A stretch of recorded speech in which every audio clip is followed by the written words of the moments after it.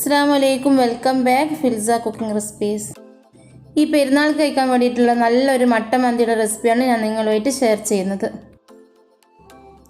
മന്തി ഉണ്ടാക്കാൻ വേണ്ടിയിട്ട് ഞാനൊരു പാനിലേക്ക് മുഴുവൻ മല്ലി 3 ടീസ്പൂണ്, ജീരകം 3 ടീസ്പൂണ്, അതുപോലെ കുരുമുളക് 3 ടീസ്പൂണ്, കുറച്ച് ഏലക്കായി, ഗ്രാമ്പ്, അതുപോലെ കുറച്ച് പട്ട എന്നിവ നമുക്കിതിലേക്ക് ഇട്ട് കൊടുക്കാം.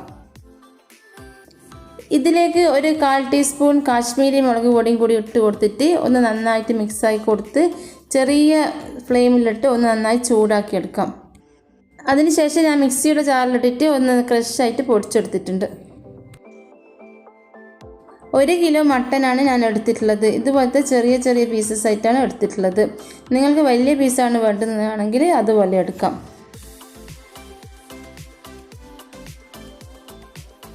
ശേഷം പൊടിച്ചെടുത്തിട്ടുള്ള ഈ മസാലപ്പൊടി ഒരു 3 ടേബിൾ സ്പൂൺ ഇതിലേക്ക് ഇട്ട് കൊടുക്കാം. ആവശ്യത്തിന് ഉപ്പ് ഇട്ട് കൊടുക്കാം.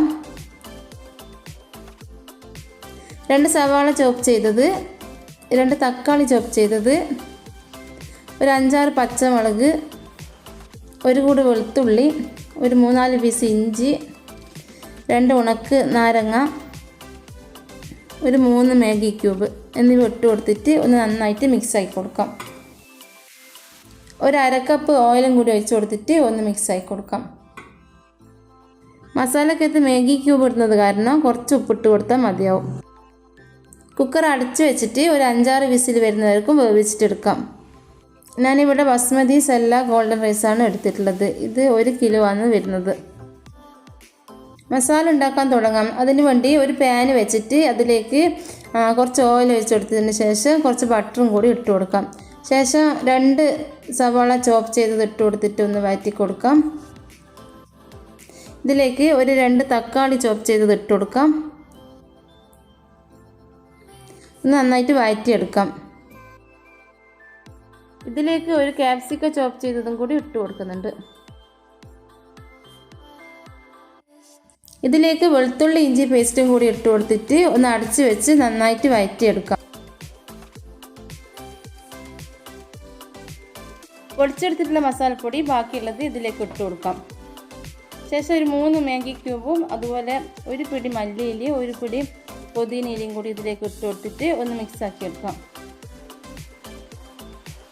ശേഷം ഇതിലേക്ക് ഒരു 1/4 ടീസ്പൂൺ വെച്ചിട്ട് ഓൾ സ്പൈസസ് ഇട്ട് കൊടുക്കാം.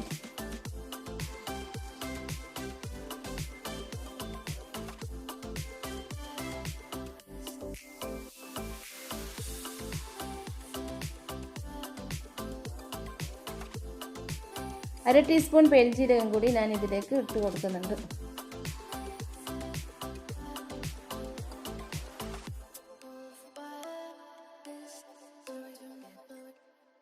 കുക്കറിൽ വേവിച്ചെടുത്തിട്ടുള്ള ഈ മട്ടൻ പീസസ് നമുക്കൊരു ബൗളിലേക്ക് മാറ്റി കൊടുക്കാം.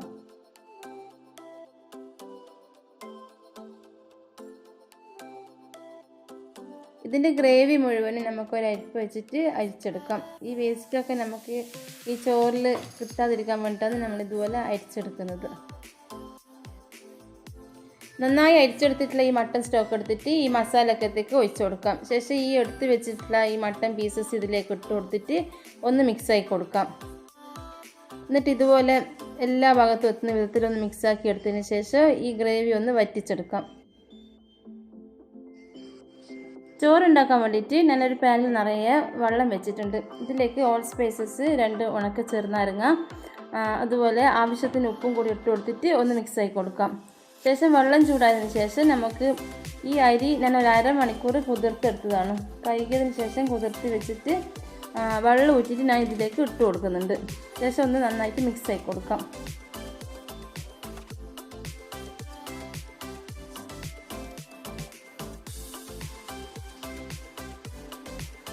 ഇതിലേക്ക് കുറച്ച് ഓയിലും കൂടി ഒഴിച്ച് കൊടുത്തിട്ട് നമുക്ക് ഈ അരി ഒന്ന് വേവിച്ചിട്ടെടുക്കാം.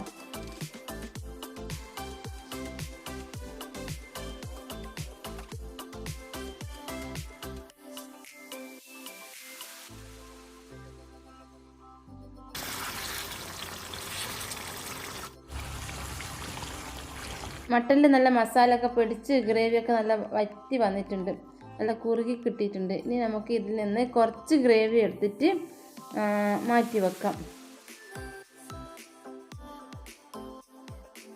ചോറ് ദമ്മിടുന്ന സമയത്ത് നമുക്കതിൻ്റെ മുകളിലോട്ടേക്ക് കുറച്ചായിട്ട് ഒഴിച്ചു കൊടുക്കാൻ വേണ്ടിയിട്ടാണ് ഇതുപോലെ ഗ്രേവി മാറ്റി വെക്കുന്നത്. അപ്പോൾ ചോറിന് നല്ല ടേസ്റ്റ് കിട്ടുന്നതായിരിക്കും.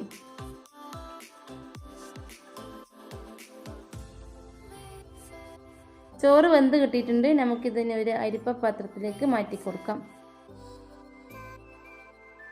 വെള്ളം ഊറ്റിയിട്ട് വേണം അരിപ്പ പാത്രത്തിലേക്ക് ഇട്ട് കൊടുക്കാൻ. ഇനി ചോറ് ദമ്മിട്ടെടുക്കാം. അതിന് വേണ്ടിയിട്ട് ഒരു പാൻ അടുപ്പത്ത് വെച്ചിട്ട് അതിലേക്ക് ഈ മട്ടൻ്റെ മസാല ഇട്ട് കൊടുത്തിട്ട് ഒന്ന് നിരപ്പായി കൊടുക്കാം. ശേഷം ഇതിൻ്റെ മുകളിലേക്ക് ചോറിട്ട് കൊടുത്തിട്ട് ഒന്ന് ലെവലായി കൊടുക്കാം.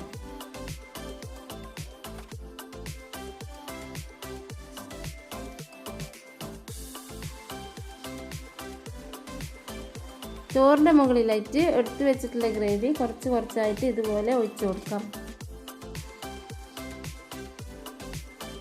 ശേഷം ഇതിൻ്റെ മുകളിലേക്ക് കുറച്ച് മല്ലിയില ഇട്ട് കൊടുക്കാം. ശേഷം ചോറിട്ട് കൊടുക്കാം. അതുപോലെ കുറച്ച് ഗ്രേവി ഒഴിച്ച് കൊടുക്കാം. പിന്നെ ചോറിട്ട് കൊടുക്കാം. അതുപോലെ റിപ്പീറ്റ് ചെയ്യാം. അടച്ച് വെച്ചിട്ട് കുറച്ച് സമയം നമുക്ക് ചെറിയ ഫ്ലെയിമിൽ വെച്ച് കൊടുക്കാം. ഒരു 10 മിനിറ്റ് സമയം വെച്ച് കൊടുക്കാം. ഇതുപോലെ ആയി കിട്ടും. ഇതാ നല്ല ദമ്മായി കിട്ടിയിട്ടുണ്ട്. ചോറ് ദമ്മിടുന്ന സമയത്ത് എനിക്ക് പച്ചമുളക് കുത്തി വെക്കാൻ മറന്നു പോയിട്ടുണ്ട്. നിങ്ങൾ ഉണ്ടാക്കുന്ന സമയത്ത് പച്ചമുളകും കൂടി വെച്ച് കൊടുക്കണം. ശേഷം നമുക്ക് ഈ ചോറിലുള്ള മസാല ഈ മട്ടനൊക്കെ എടുത്തിട്ട് ഒരു പ്ലേറ്റിലേക്ക് മാറ്റി കൊടുക്കാം. ചോറിന് മഞ്ഞ കളർ വേണമെന്നുണ്ടെങ്കിൽ കുറച്ച് പാലിൽ യെല്ലോ കളർ ഫുഡ് കളർ എടുത്തിട്ട് കുറച്ച് കലക്കിയിട്ട് ദമ്മിടുന്ന സമയത്ത് കുറച്ചിങ്ങനെ ഒഴിച്ചെടുക്കാവുന്നതാണ്.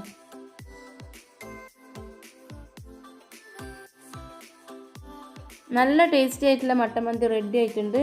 ഇഷ്ടപ്പെട്ടെങ്കിൽ സപ്പോർട്ട് ചെയ്ത് സബ്സ്ക്രൈബ് ചെയ്യാൻ മറക്കരുത്. Thank you for watching.